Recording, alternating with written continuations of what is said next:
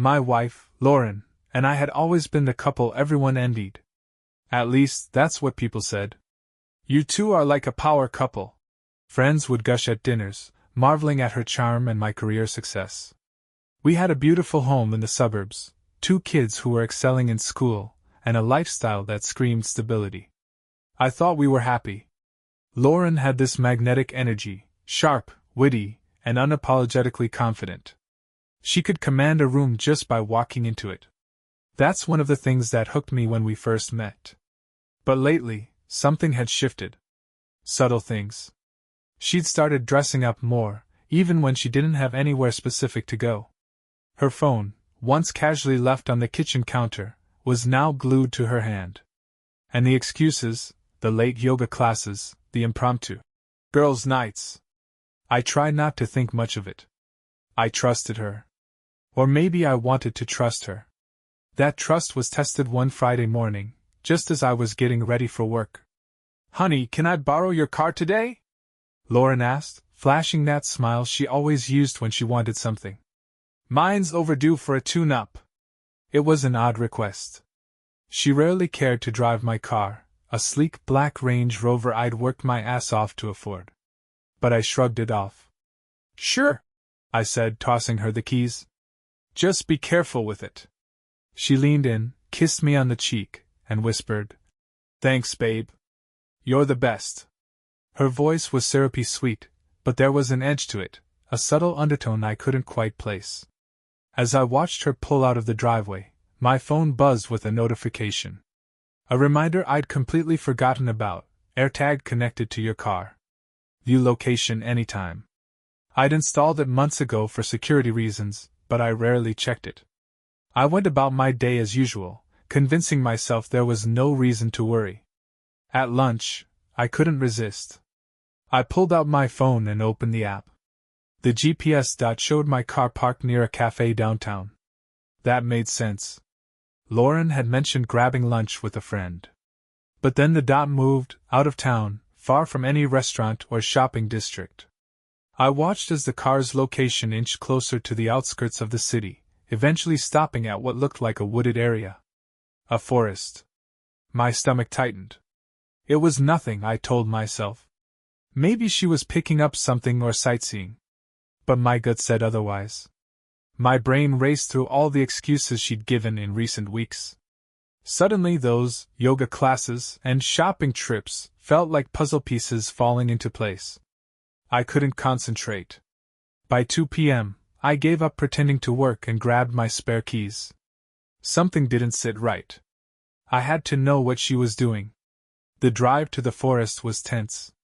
My hands gripped the steering wheel as I tried to convince myself this was all a misunderstanding. Maybe she was planning a surprise for me. Maybe there was a perfectly innocent explanation. But a gnawing voice in the back of my mind whispered, "What if you're wrong?" When I arrived, my heart sank.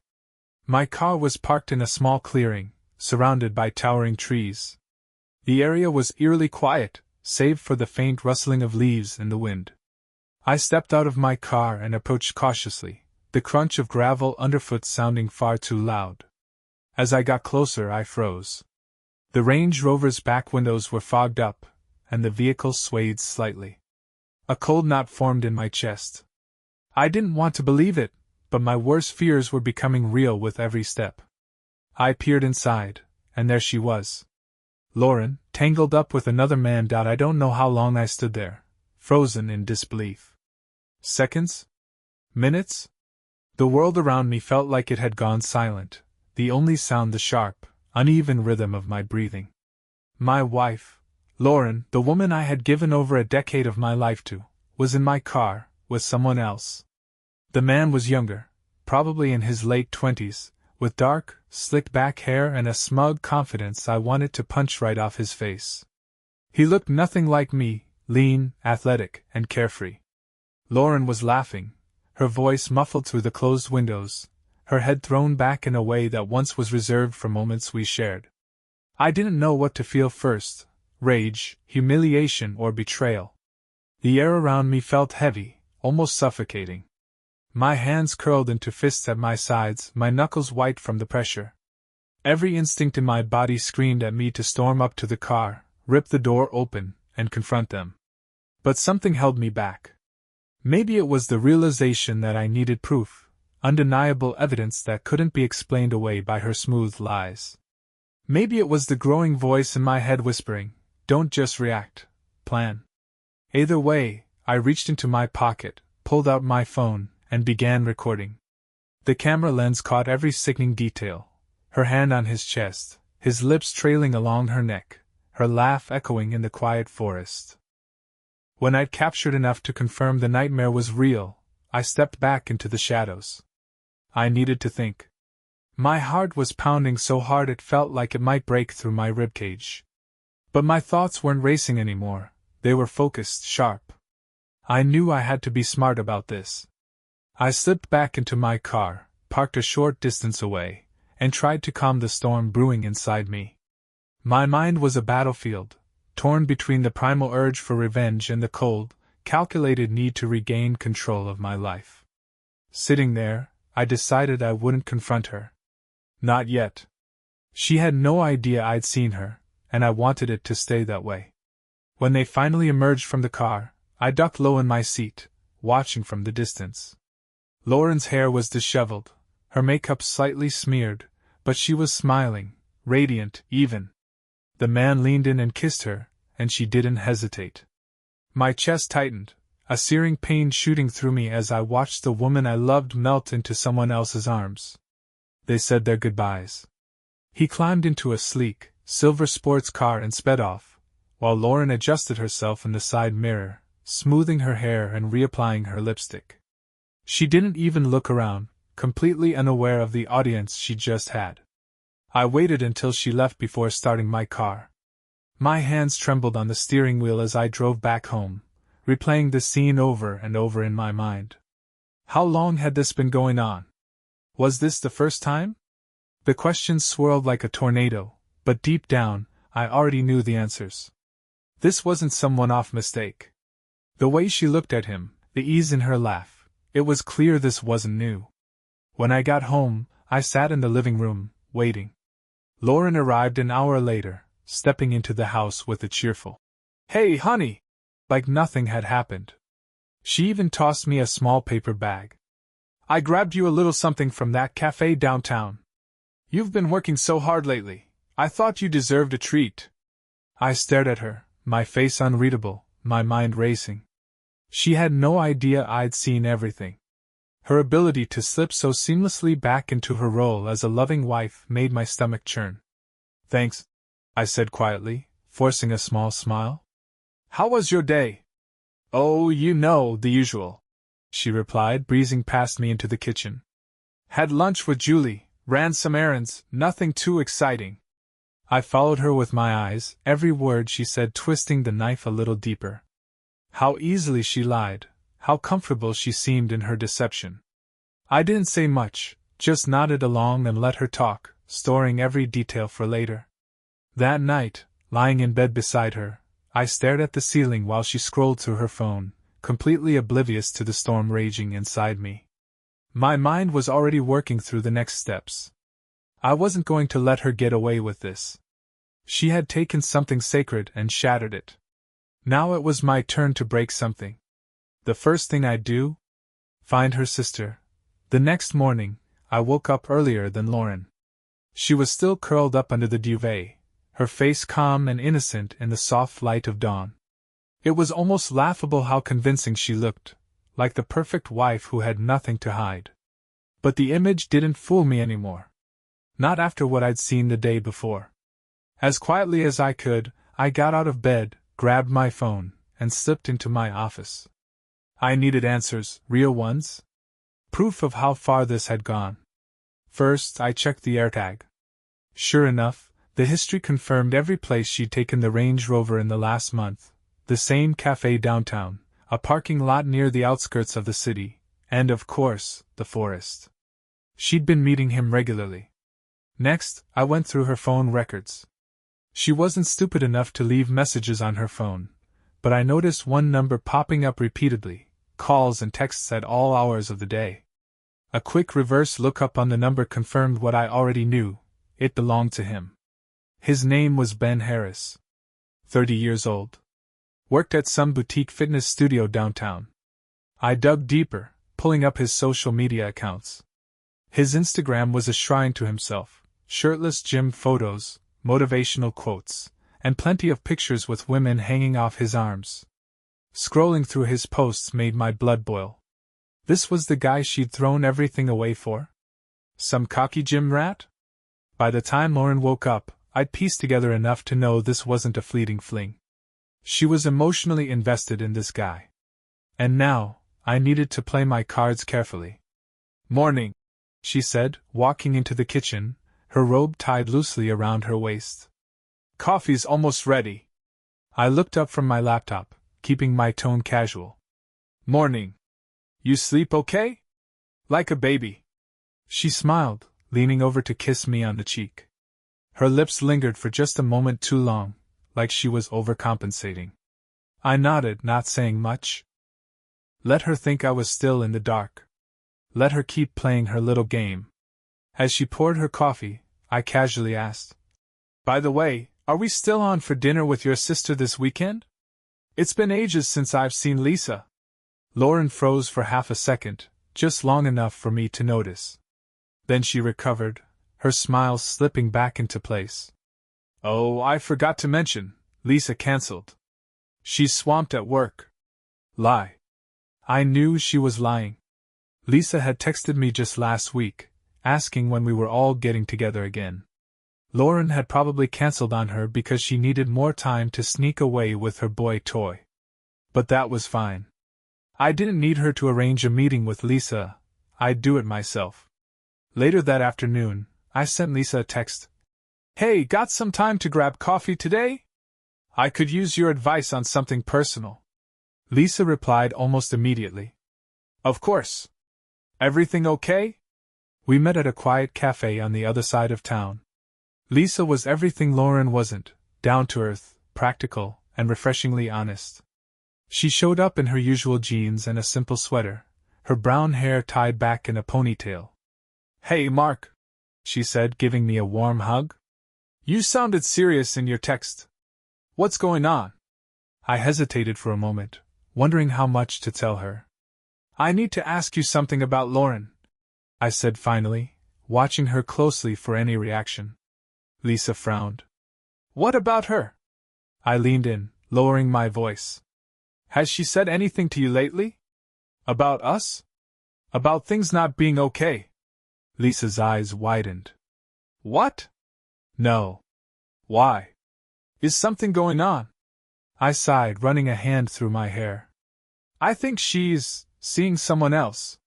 For a moment, Lisa just stared at me, her expression a mix of shock and disbelief. "Lauren? No way. She would never do that to you." "Are you sure?" I nodded grimly. "I saw her. Yesterday. With another man." Lisa sat back, shaking her head. "I can't believe this. I mean, yeah, she's been acting a little weird lately, but I thought it was just work stress. Who is this guy?" "Some fitness trainer named Ben Harris." Lisa's jaw tightened, and for a moment, she looked like she was trying to decide whether to say something or not. Finally, she sighed. "Mark, I've seen her talking to someone on the phone a lot. She's been weird about it, always stepping out of the room when I'm around. I didn't think much of it, but now—" Her voice trailed off, and she gave me a pained look. "What are you going to do?" I hesitated, then leaned in closer. "That depends," I said carefully. "What would you do if someone betrayed you like that?" Lisa's expression hardened. "I'd burn their whole world down." A small, humorless smile tugged at my lips. "Good.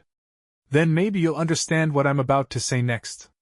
That night, I went home and pretended everything was fine. I listened to Lauren's fake stories about her day at the spa, while she sipped her wine and scrolled through Instagram. But in the back of my mind, I was already planning my next move. She wasn't just going to get away with this. I was going to make her pay, her and Ben. And I had the perfect way to start. I sat on the edge of the bed that night, pretending to scroll through emails on my phone while Lauren lay beside me, engrossed in some show on her iPad. Her laugh, light and carefree, grated on my nerves. Every sound she made reminded me of what she'd done. What she was still doing. But tonight, I wasn't focusing on her. I had another plan in motion. Earlier, Lisa had texted me. "I've thought about what you said. If there's anything I can do to help, just tell me." She didn't know it yet, but she was about to be part of my revenge. The next morning, Lauren left early, claiming she had a yoga class followed by brunch with her friends. The irony was almost too much to stomach, but I kept my expression neutral as she kissed me goodbye. "I might be late," she said casually, sliding into her coat. "Don't wait up." "Sure," I replied, smiling faintly. "Have fun." As soon as her car disappeared down the street, I grabbed my keys and headed out. I wasn't going to waste any time. Lisa lived about 15 minutes away, in a modest townhouse on the edge of the city. She answered the door in sweatpants and a t-shirt, her hair pulled back into a ponytail. "Hey, Mark," she said, her brow furrowed slightly. "Everything okay?" I stepped inside, closing the door behind me. "Can we talk somewhere private?" Lisa led me to the living room, sitting down on the couch and motioning for me to do the same. "You're starting to worry me," she said. "What's going on?" I took a deep breath, trying to play my next words carefully. "You said you wanted to help," I began. "Did you mean it?" "Of course." I leaned forward, resting my elbows on my knees. "Then I need you to do something for me. Something that might complicate things between you and Lauren." Lisa looked at me skeptically. "Complicate how?" I hesitated, then went for it. "She cheated on me. And I saw it with my own eyes." Her face twisted with disgust, and she leaned back against the couch, crossing her arms. "I can't believe her," she muttered. "You've been nothing but good to her. She doesn't deserve you." "I appreciate that," I said quietly. "But I'm not here to ask for sympathy. I'm here to ask for your help." Lisa tilted her head. "Help with what?" I leaned in closer. "I want to hurt her the way she hurt me. And I need you to help me do it." She blinked, her eyes narrowing. "What are you talking about, Mark?" "I'm talking about revenge." My voice was calm but firm. "She betrayed me. Lied to me. She destroyed our marriage. And I think you and I both know she doesn't deserve to get away with it." Lisa shifted uncomfortably, her expression torn. "Mark, she's my sister. And she's my wife. That didn't stop her from betraying me." I straightened up, locking eyes with her. "Think about all the times she's screwed you over, Lisa. All the times she's made you feel small or used you as a scapegoat. Don't tell me she doesn't deserve this." Lisa was silent for a long moment, her jaw clenching as she stared at the floor. Finally, she looked up at me, her face unreadable. "What exactly are you asking me to do?" I leaned back, letting the tension in the room settle. "Spend the night with me. Just once. We both know it's something Lauren could never forgive." Lisa's eyes widened, and for a moment, I thought she was going to throw me out of her house. But then her expression shifted. Anger, sadness, and something I couldn't quite place all flickered across her face. "You're serious," she said, her voice barely above a whisper. "Dead serious." Lisa stood up, pacing the room. "You think this is the solution? That screwing her sister is going to make things better?" "It's not about making things better," I said, my voice calm. "It's about leveling the playing field. She destroyed my life, Lisa. She doesn't get to walk away from this unscathed." Lisa stopped pacing and turned to face me. Her expression was conflicted, but there was a spark of something in her eyes. Curiosity, maybe. Or anger. "This is insane," she said finally. "Probably," I admitted. "But that doesn't make it wrong." She stared at me for a long moment, her lips pressing into a thin line.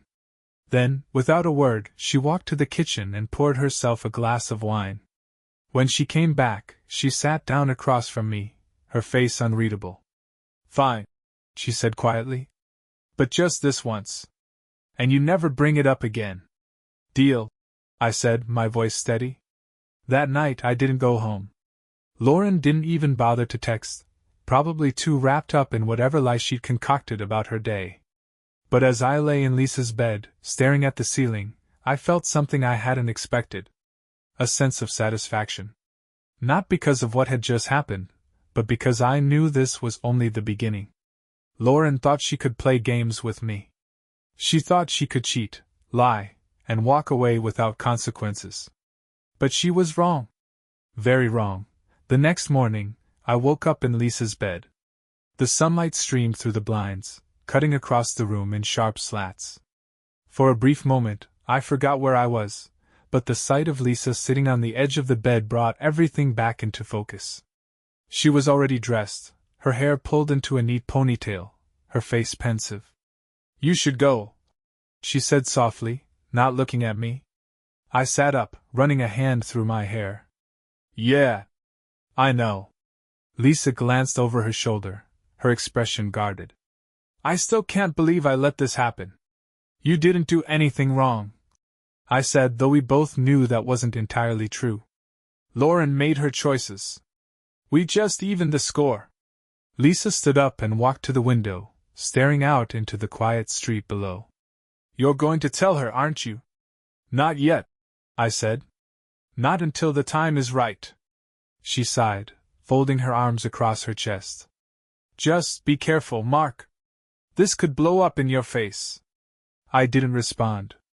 Instead, I got dressed, thanked her for trusting me, and left without looking back. When I got home, Lauren was already in the kitchen, dressed in one of her favorite sundresses, humming to herself as she made coffee. She didn't even acknowledge that I hadn't come home last night, which told me everything I needed to know about where her mind had been. "Morning," she said brightly, turning to hand me a cup of coffee. "You look like you didn't get much sleep. Work stuff keeping you busy?" I forced a smile, taking the coffee. "Something like that." She leaned against the counter, her lips curling into a playful smirk. "Well, I hope you're free tonight. I was thinking we could go out for dinner, just the two of us. It's been a while since we had a proper date night." The audacity of her suggestion made my jaw tighten, but I kept my composure.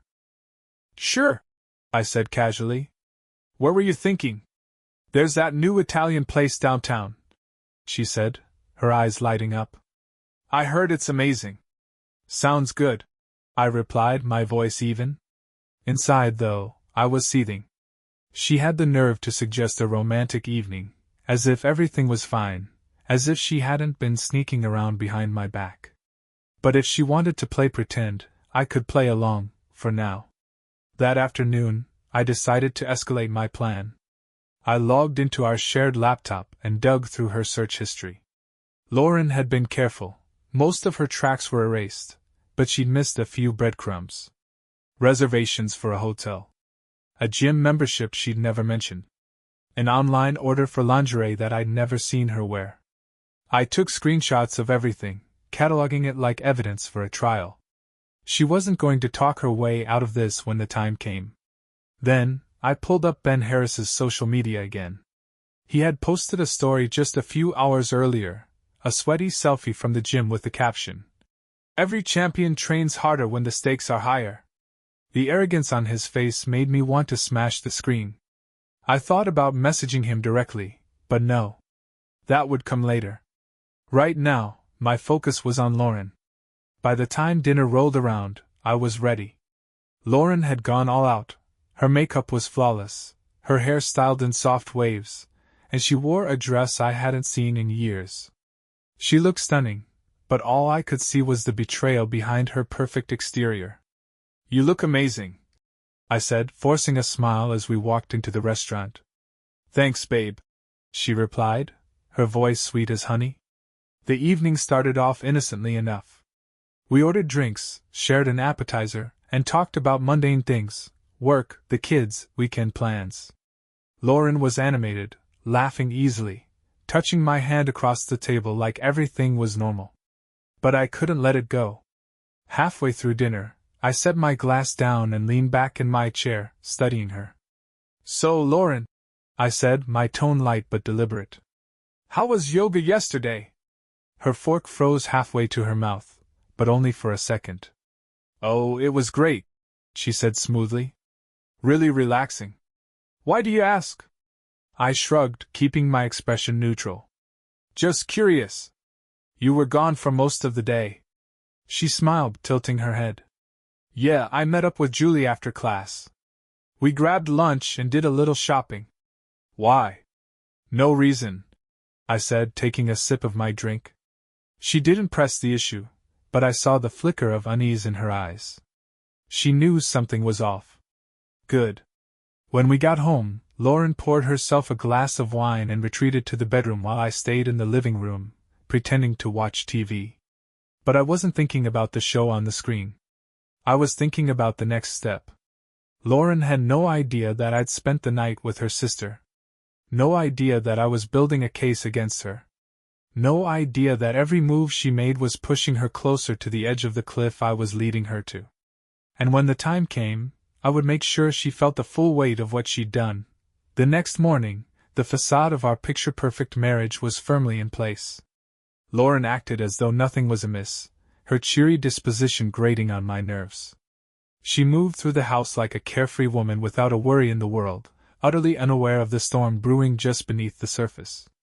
I played along, my every word and action carefully calculated. I needed her to feel comfortable, to believe I was still the clueless husband who trusted her implicitly. But inside, I was counting down the minutes until I could finally expose her for the liar she was. Later that afternoon, while Lauren was out running errands, I decided it was time to confront the other piece of this twisted puzzle, Ben Harris. I couldn't stand the thought of him walking around with his smug, self-assured grin, thinking he'd gotten away with stealing another man's wife. I found his fitness studio online and scrolled through the schedule until I saw his name listed as the instructor for a 3 p.m. class. Perfect. I had a few hours to prepare. By the time I arrived at the studio, I was a boiling cauldron of emotions, anger, humiliation, and a grim sense of determination. The gym itself was modern and sleek, filled with the kind of high-end equipment that catered to the city's elite. I spotted Ben immediately, standing at the front of the room, barking instructions to a group of sweaty, eager clients. He was exactly as I'd imagined, tall, broad-shouldered, and exuding confidence. His shirt clung to his chiseled torso, and his bright smile radiated charisma. It wasn't hard to see why someone like Lauren would be drawn to him, but that only made my hatred burn hotter. I waited in the lobby, pacing like a caged animal, until the class ended. One by one, the clients filed out, offering Ben thanks and compliments on their way. He ate it up, flashing that same infuriating smile with every word. Finally, the room emptied, and he grabbed a towel to wipe the sweat from his face. As I approached, he looked up and gave me a polite, professional nod. "Hey there," he said, his voice smooth and friendly. "Looking to join a class? We've got some great programs for beginners." I forced a smile, my jaw tightening. "Not exactly. I came here to talk to you about Lauren." His smile faltered, his brow furrowing in confusion. "Lauren?" I took a step closer, lowering my voice. "My wife. The woman you've been screwing in the back seat of my car." For a split second, he looked genuinely stunned. Then, just as quickly, his expression shifted into something colder, more calculating. "Look, man," he said, holding up his hands. "I don't know what you're talking about." "Don't," I snapped, cutting him off. "Don't lie to me. I've seen you. I know everything." His jaw clenched, and he took a cautious step back. "All right," he said slowly, his tone measured. "Let's say I know who you're talking about. What do you want from me?" "I want you to stay the hell away from her," I said, my voice low and menacing. "You think this is just some fling, something you can walk away from without consequences? You have no idea what you've gotten yourself into." Ben smirked, his confidence returning. "And what are you going to do about it, big guy? You think you can scare me?" I stepped closer, my fist itching to wipe that smug look off his face. But I stopped myself. I wasn't going to let him bait me into a fight, not yet. "You're not as untouchable as you think," I said evenly. I know your name, your job, your habits. I even know where you live. So, unless you want your life to get very messy, I suggest you back off. For a moment, he stared at me, his jaw tightening. Then, without a word, he turned and walked away, grabbing his bag from a nearby bench. This isn't over, he muttered as he brushed past me. No, I said, my voice calm. It's not. When I got home, Lauren was in the backyard, sipping wine on the patio like she didn't have a care in the world. The sight of her lounging there, so content and oblivious, made my blood boil. Hey, babe! She called out, waving me over. Come join me! I forced a smile and walked over, sitting down across from her. Enjoying your day? It's been great, she said, beaming. I ran into Julie earlier. We're thinking of planning a spa day next weekend. Would you mind watching the kids? Of course, I said smoothly, taking a sip of the wine she'd poured for me. Anything for you. She smiled, reaching across the table to squeeze my hand. You're the best, you know that? I nodded, my expression unreadable. I try. Inside, I was counting the days until I could finally drop the hammer.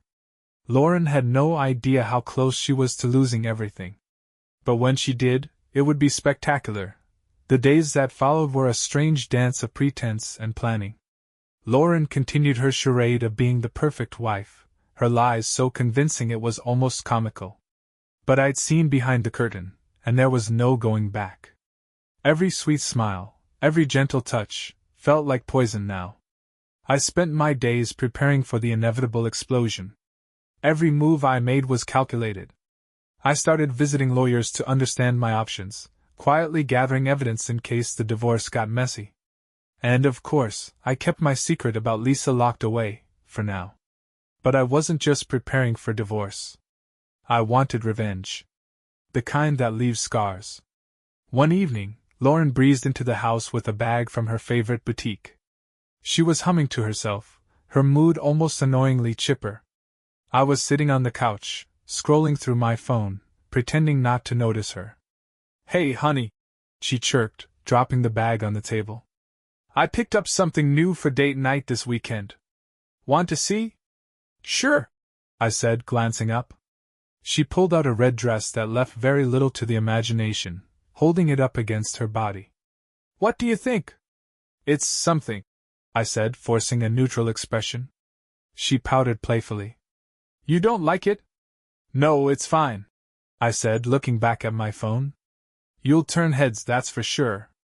She laughed, tossing the dress over the back of a chair. Good. That's the idea. As she walked into the kitchen to pour herself a drink, I couldn't help but think about how she was probably planning to wear that dress for him, not me. The thought made my blood boil, but I kept my composure. I had bigger plans in motion, and they were finally coming together. The next day, I got a text from Lisa. We need to talk. I wasn't surprised. After what had happened between us, it was only a matter of time before she wanted answers. Or closure. We met at the same cafe as before, sitting in the back corner where we wouldn't be overheard. Lisa looked tired, her usually bright eyes clouded with guilt and uncertainty. Mark, she said quietly, stirring her coffee. I don't think I can do this. I leaned back in my chair, keeping my expression neutral. Do what? This, whatever this is, she said, gesturing vaguely between us. I feel like I'm betraying my sister, no matter how much she's hurt you. I sighed, nodding slowly. I get it, Lisa. I do. But you've got to understand, I'm not doing this just to hurt Lauren. I'm doing it to take back control. To remind her that actions have consequences. Lisa shook her head, looking down at her coffee. I don't know, Mark. This feels wrong. I shouldn't have gone along with it. I reached across the table, placing a hand over hers. You're not the bad guy here. She is.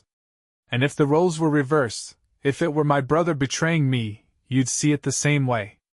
Lisa hesitated, her fingers twitching beneath mine. Maybe. But I can't help feeling like this is going to blow up in our faces. It won't, I said firmly. Not if we stick to the plan. She pulled her hand away, her expression conflicted. What's the plan, Mark? Because right now, it feels like you're spiraling. I leaned forward, lowering my voice. The plan is to expose her. To show her for who she really is. I'm not going to let her walk away from this without consequences, Lisa. And neither should you. Lisa didn't say anything for a long moment. Finally, she nodded, though her expression remained troubled. Just promise me you'll be careful.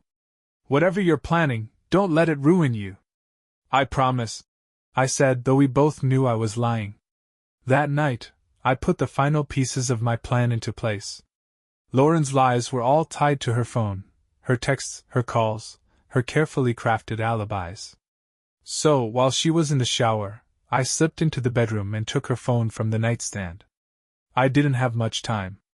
I quickly mirrored her phone to a burner device I'd purchased earlier that day, copying every text, photo, and call log onto it.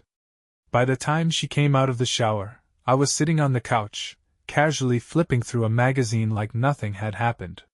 When she walked in, wrapped in a towel, she smiled at me. What are you reading? Just killing time, I said, forcing a smile. She didn't suspect a thing. With her phone mirrored, I now had access to everything. And what I found was worse than I'd imagined. Texts to Ben about their next rendezvous. Explicit photos she'd sent him. And the worst, a message from her saying, I think Mark's starting to suspect something. I'll handle it. She was planning something. I didn't know what, but it didn't matter.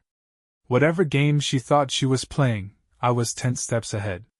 By the end of the night, I had everything I needed. Evidence. Motive. Leverage. Lauren had no idea the noose was tightening around her neck. And when I pulled it, it would be spectacular. The days leading up to Lauren's downfall were excruciatingly calm. She continued her routine, blissfully unaware that her every move was being tracked.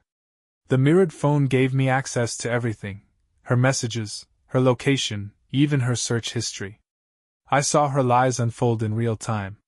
She texted Ben about their next meetup. Let's make it extra special this time. I'll bring the red dress. My stomach churned when I read it, but I forced myself to focus. Her time was running out.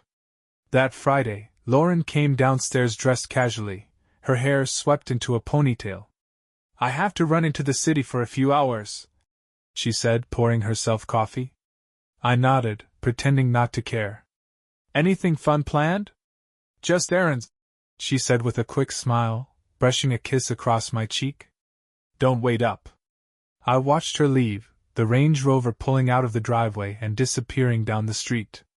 The moment she was gone, I grabbed my keys and followed, keeping a safe distance. Thanks to the AirTag, I didn't have to tail her too closely. I knew exactly where she was headed. She drove downtown, pulling into the parking garage of an upscale hotel. My heart raced as I parked a few blocks away and walked the rest of the distance. The mirrored phone confirmed my suspicions. She just texted Ben. Room 712. See you soon. I stood across the street from the hotel, staring up at the windows. Room 712. I could only imagine what was happening behind that door. But this wasn't the time for imagination. It was the time for action. I pulled out my phone and dialed a number I'd saved weeks ago, a private investigator I'd hired when my suspicions first began. It's happening, I said when he picked up. She's in the hotel now, room 712. Can you get the footage? I'm already here, he replied. Consider it done. I hung up, my jaw tight as I fought the urge to storm into the hotel myself. But I wasn't going to ruin the moment by acting impulsively. No, I wanted this to be airtight. I wanted there to be no doubt in anyone's mind when the truth came out. 2 hours later, Lauren returned home, her mood brighter than ever. She floated into the house, humming a tune under her breath. Hey, she said, setting her purse on the counter.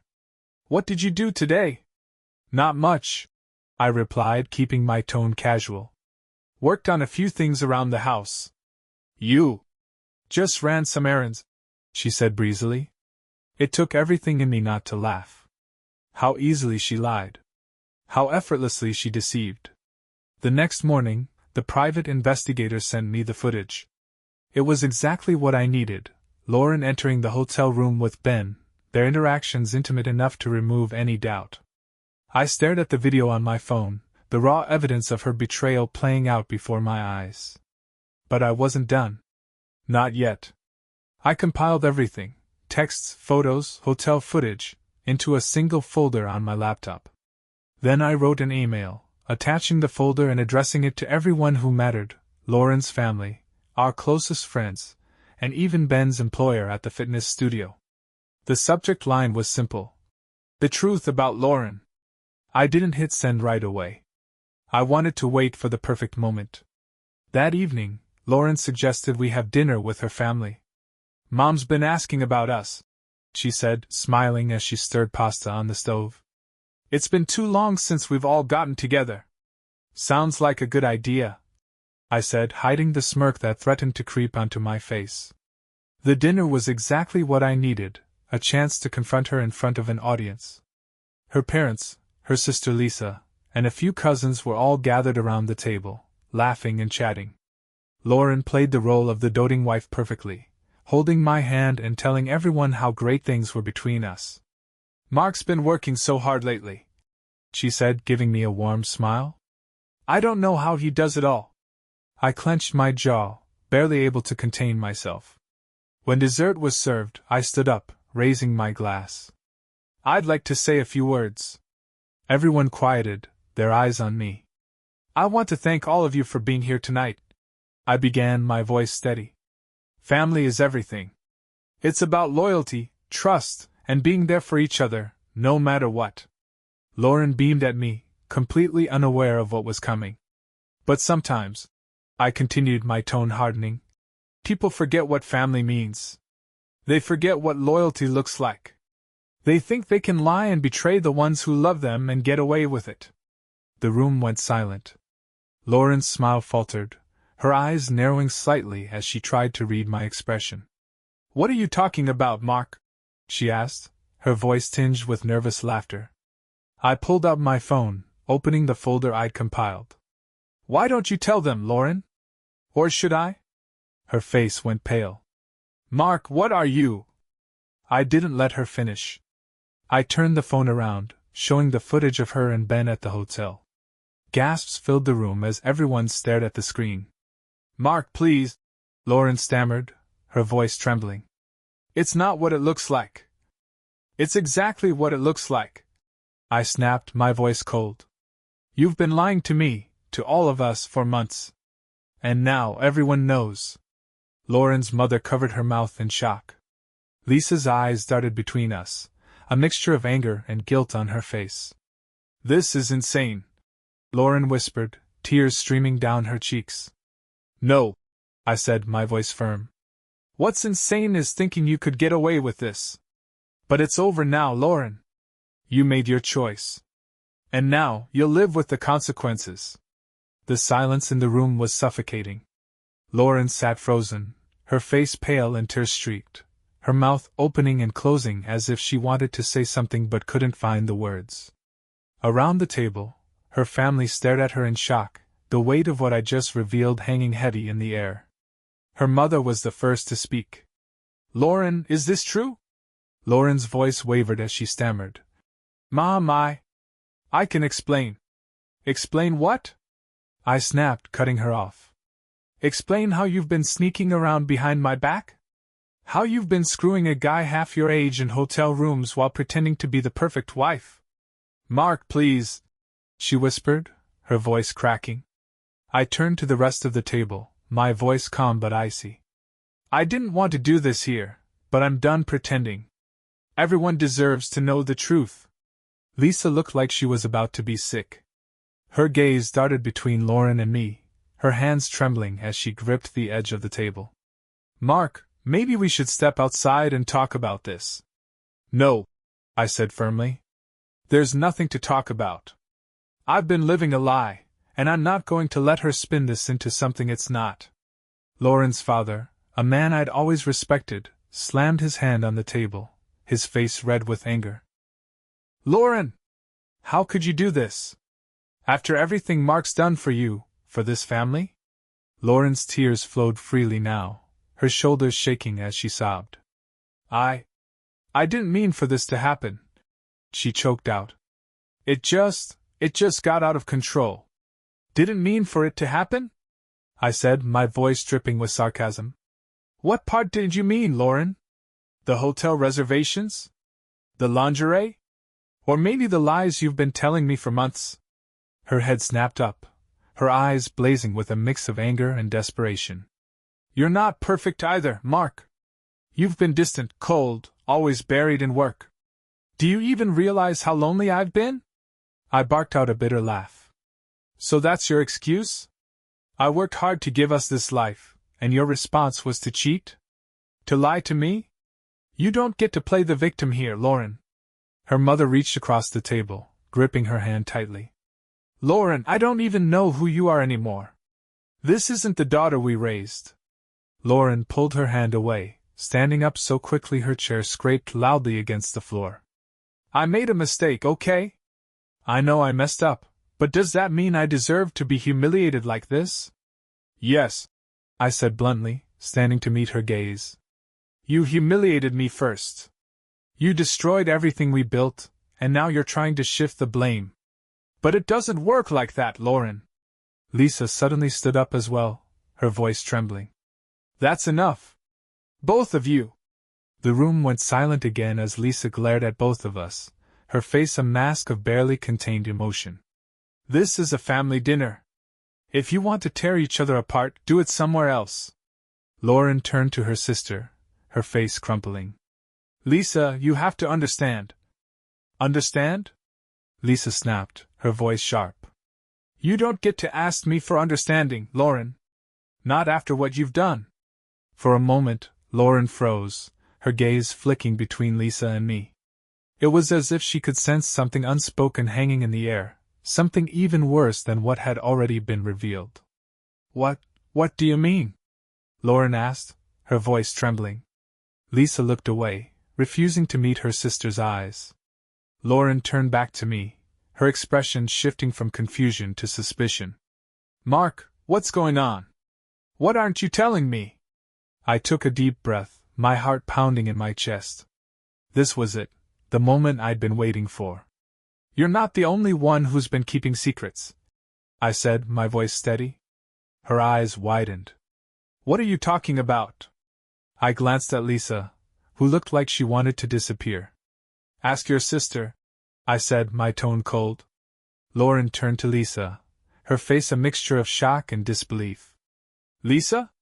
What is he talking about? Lisa's lips pressed into a thin line, her hands shaking as she finally met Lauren's gaze. Lauren! I didn't mean for it to happen. For a moment, Lauren looked like she hadn't understood. Then realization dawned, and her face twisted with rage. You slept with him? With my husband? After everything you've done, Lauren, I said, my voice hard. Did you really think there wouldn't be consequences? The room erupted into chaos. Lauren screamed at Lisa, her voice shrill and venomous, while her parents looked on in horror. Lisa tried to defend herself, but her words were drowned out by Lauren's accusations. I stood there, watching the destruction unfold, feeling a grim sense of satisfaction. They say revenge doesn't fix anything, but at that moment, it felt like justice. The chaos of that night stayed with me, echoing in my mind long after I left Lauren's parents' house. I drove aimlessly for hours, the shouts and accusations replaying like a broken record. Lauren screaming at Lisa, Lisa breaking down in tears, her parents begging both of them to stop. And me? I stood in the middle of it all, watching as everything shattered, exactly as I had planned. But the high I'd expected, the satisfaction of revenge, didn't last long. By the time I pulled into our driveway, the weight of what had happened began to settle on my chest like a boulder. The house was dark when I walked in. Lauren hadn't come home, and I didn't expect her to.